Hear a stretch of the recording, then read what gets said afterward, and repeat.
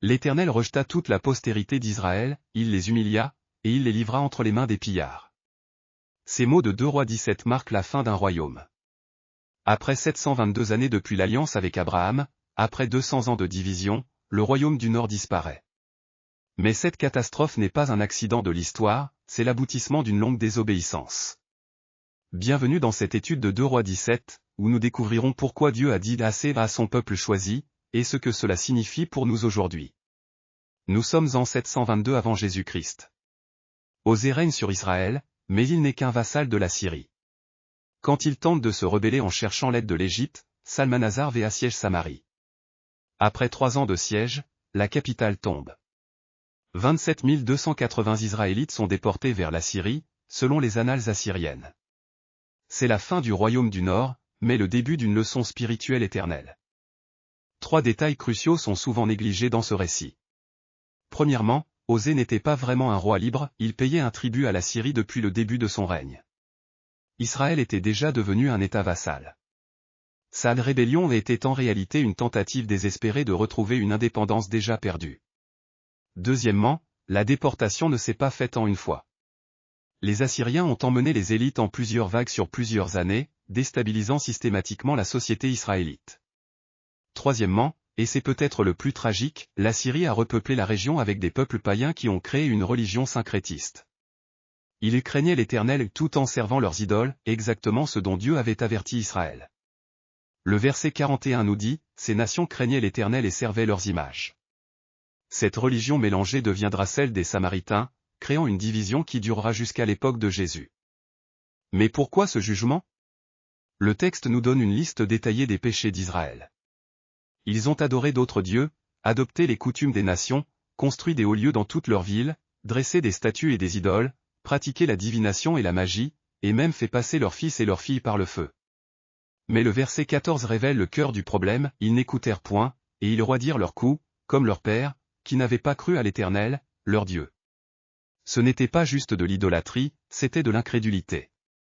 Ils avaient cessé de croire que Dieu était réellement Dieu. Et remarquez la progression, d'abord ils ont adopté les coutumes des nations, verset, émoticône n'en croyant pas ses yeux, puis ils ont servi les idoles, et finalement ils ont rejeté tous les avertissements des prophètes. Dieu avait envoyé prophète après prophète pour les avertir, mais ils ont méprisé ses lois et rejeté son alliance, verset 15. Le jugement n'est pas venu soudainement, il était l'aboutissement de siècles de rébellion. Même la création témoin de cette tragédie spirituelle. Écoutons leurs réflexions sur ce moment où Dieu a dû discipliner son peuple choisi. Du haut des cieux, j'ai vu Dieu patienter pendant des siècles. Tant d'avertissements, tant de prophètes envoyés, mais ils ont endurci leur cœur. La justice du roi ne peut être moquée éternellement. Ils ont choisi d'autres maîtres, maintenant ils serviront vraiment des maîtres étrangers. Mon cœur se brise. Ils étaient appelés à être une lumière pour les nations, mais ils ont adopté les ténèbres des nations.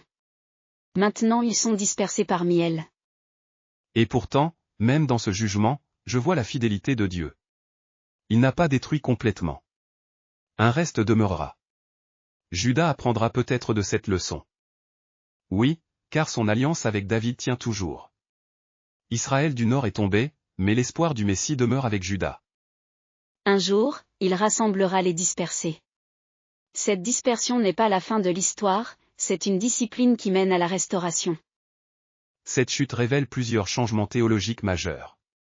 Premièrement, nous voyons la patience divine qui se transforme en jugement final. Depuis l'alliance avec Abraham, Dieu avait patiemment supporté l'infidélité de son peuple. Mais comme le dit 2 Chroniques 36, 16, ils se moquèrent des envoyés de Dieu, ils méprisèrent ses paroles, et ils se raillèrent de ses prophètes, jusqu'à ce que la colère de l'Éternel contre son peuple devint sans remède. Il y a un point où la patience divine atteint sa limite. Deuxièmement, nous voyons la nation choisie dispersée parmi les païens. Ceux qui devaient être une nation sainte sont maintenant mélangés aux idolâtres. Troisièmement, l'adoration n'est plus liée à un lieu géographique spécifique. Sans temple, sans prêtre, sans sacrifice, les Israélites en exil doivent apprendre à servir Dieu là où ils sont. Cette leçon préparera le terrain pour l'Évangile, Dieu ne habite pas dans des temples faits de mains d'hommes, mais dans le cœur de ceux qui le cherchent en esprit et en vérité.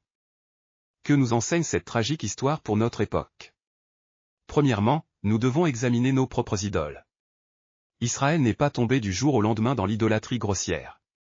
Cela a commencé par l'adoption graduelle des coutumes des nations. Qu'est-ce qui, dans notre culture, prend lentement la place de Dieu dans nos cœurs? L'argent, le succès, la popularité, même des choses bonnes peuvent devenir des idoles si elles passent avant Dieu. Deuxièmement, nous ne devons pas présumer de la grâce de Dieu. Sa patience est réelle, mais elle n'est pas illimitée. 2 Pierre 3h9 nous dit qu'il use de patience envers nous, ne voulant pas qu'aucun périsse. Mais cette patience a pour but la repentance, pas la présomption. Troisièmement, nous devons intercéder pour notre génération. Selon Exode 17h16, il y a une guerre spirituelle constante qui nécessite nos prières. Comme Moïse tenant ses mains levées, nous devons intercéder pour que notre société ne suive pas le chemin d'Israël. Enfin, rappelons-nous la fidélité de Dieu même dans le jugement. Il préserve toujours un reste. Néhémie 3 nous montre que Dieu restaure ce qui est brisé quand son peuple revient à lui avec un cœur repentant. Prions ensemble. Père Céleste, nous te remercions pour cette leçon difficile mais nécessaire. Nous reconnaissons que tu es un Dieu de patience et de justice. Aide-nous à examiner nos cœurs et à identifier tout ce qui pourrait prendre ta place dans nos vies. Donne-nous le courage de rejeter les idoles subtiles de notre époque. Nous te demandons de nous utiliser comme intercesseurs pour notre génération, selon ton appel dans Exode 17h16. Que nos mains restent levées dans la prière pour que beaucoup reviennent à toi avant qu'il ne soit trop tard. Nous plaçons notre espoir en Jésus-Christ, qui a subi le jugement que nous méritions et qui nous offre la restauration éternelle. Amen. Rejoignez-nous la prochaine fois alors que nous continuons notre voyage de la Genèse à l'Apocalypse. Que Dieu vous bénisse et vous garde dans sa vérité. Abonnez-vous pour plus de contenu d'études bibliques.